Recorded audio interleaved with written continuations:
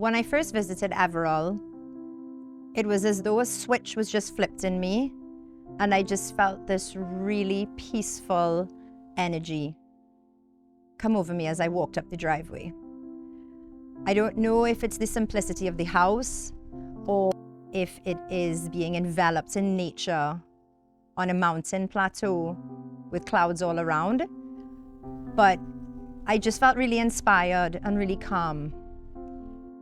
Starting its life as a tonka bean estate and a cocoa estate, Everall was built in 1969, and it's only been owned by one family with generations of love and laughter echoing through the walls. I think that the new owner of Everall is a very special person, and I think that they're going to be really, really happy with the experiences that they built here. Summed up in one word, Everall is an experience, and it's something that everyone should come to celebrate the good times, to make memories that are going to last forever, and to experience it with those you love is what this house was built for.